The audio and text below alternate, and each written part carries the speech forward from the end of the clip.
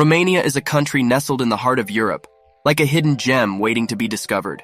Picture rolling hills, lush forests, and charming villages that seem straight out of a fairy tale. Romania has a little something for everyone, but it wasn't like that 50 years ago.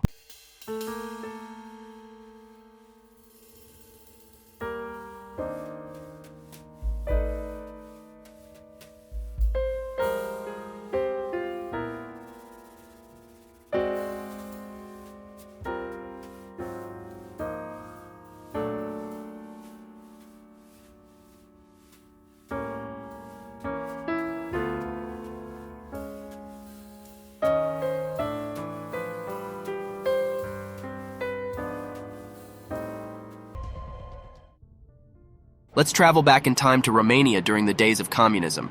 Close your eyes and imagine walking down a busy city street early in the morning. The air is a bit chilly, and the sun is just starting to rise. As you walk, you notice something unusual. Long lines of people gathered outside grocery stores. Now let's meet Elena, a hardworking mom with 2 kids.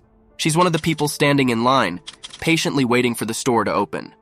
This is a familiar routine for her and for many others in the country. You see, back then, getting basic things like bread, milk, and eggs was quite a challenge. The stores didn't have enough of these items, so people had to wait in line for hours to get what they needed. As Elena stands in line, she strikes up a conversation with her friend Maria, who's standing next to her. They both share a little sigh and a smile, a silent understanding that they've been through this routine many times before. Finally, the doors of the store creak open and the line starts moving. There's a sense of relief in the air as people begin shuffling forward. Inside the store, though, you'll notice something. The shelves are not as full as you might expect. There's a limited amount of food available, so Elena has to choose wisely. She carefully picks up a loaf of bread and a few vegetables, knowing that this is what she'll have to feed her family until the next opportunity to buy groceries comes around. Elena's basket might not be overflowing, but it's a small victory in the face of scarcity. As she goes to the checkout counter, you can see a mix of determination and resignation in her eyes. She pays for her groceries and walks out of the store, lost in thought. She remembers the days before communism, when markets were filled with colorful fruits and vegetables. Those times feel like a distant memory now.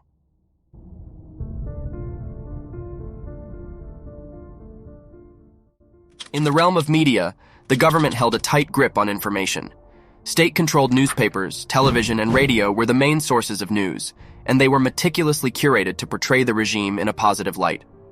Propaganda posters adorned the streets, lauding the achievements of the government and promoting the cult of personality around Ceausescu. Now, picture yourself walking down a bustling street with buildings adorned in red flags and portraits of a man named Nicolae Ceausescu. This was a time when the government had a very tight grip on information. They controlled what people saw, heard, and read. Now, let's meet a young woman named Elena. She's sitting in her living room with her family, listening to the radio. But here's the catch. The radio only plays programs and news that are approved by the government. You see, the leaders back then wanted to shape the way people thought, so they made sure that only certain messages were broadcasted. As Elena listens, she hears about all the wonderful things the government is doing. They talk about how the country is progressing, how the industries are booming, and how everyone is living happily. But deep down, Elena and her family know that this isn't the full story.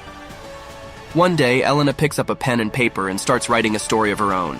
She writes about the challenges people are facing, the long lines at the grocery stores, the scarcity of basic items, and the difficulties in finding a job. She knows that this story might never be published in the newspapers she reads or talked about on the radio she listens to. But Elena doesn't give up. She knows that there are others out there who feel the same way she does. She secretly shares her story with a few trusted friends, and they pass it on to others. It's like a little spark of truth spreading through the darkness of controlled information.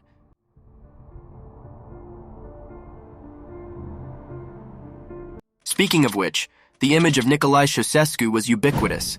His portraits could be found in public spaces, offices, and homes.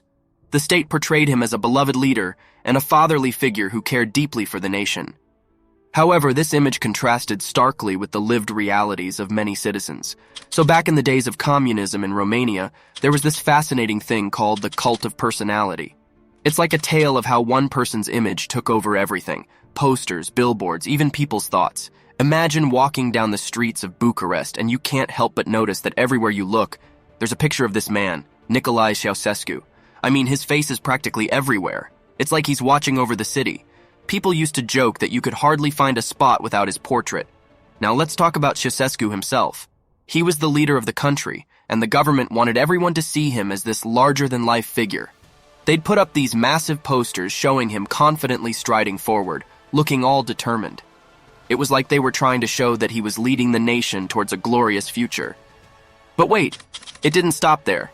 Have you ever seen those grand parades where thousands of people gathered to celebrate something?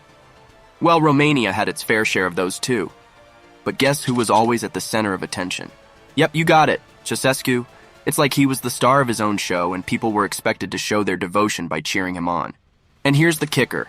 His wife, Elena Ceausescu, was right there with him. Kind of like his partner in this whole cult thing. They were hailed as this power couple guiding the nation to greatness. You'd see their faces on newspapers, magazines, and even on TV. Now let's talk about the schools. Can you believe they even had school books with stories that portrayed him as this incredible hero? Kids would read about his wise decisions and how much he cared for the people. It was a bit like he was the superhero in a storybook. But here's where it gets interesting.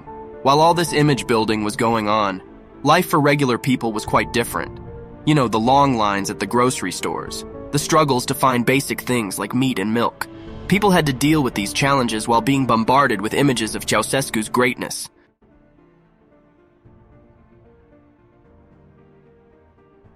Despite the challenges, hope for change persisted.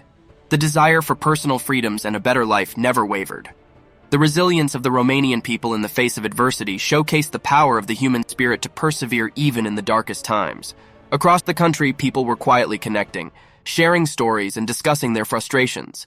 It was like a whispered conversation, a shared understanding that change was necessary. The controlled reality presented by the government clashed with the reality people experienced in their daily lives. People, united by their shared dreams, started expressing their thoughts through various means. Letters were exchanged, messages were passed along in secrecy, and a network of hope began to form. This network transcended cities, regions, and backgrounds, uniting individuals with a common belief in a better future. Whispers of change grew louder, and a feeling of solidarity spread like wildfire. The population realized that they were not alone in their desire for transformation. The spark of unity ignited a spark of hope, which started to flicker even brighter.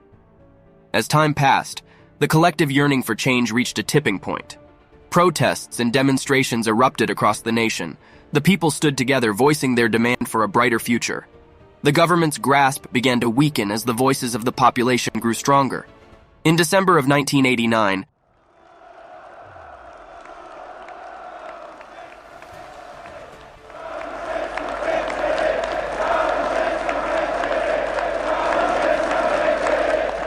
the culmination of these efforts led to a significant turning point. The nation came together, united by a shared goal, the hope for change. The Ceausescu regime fell, marking a momentous victory not only over the government's control but also over the stifling status quo.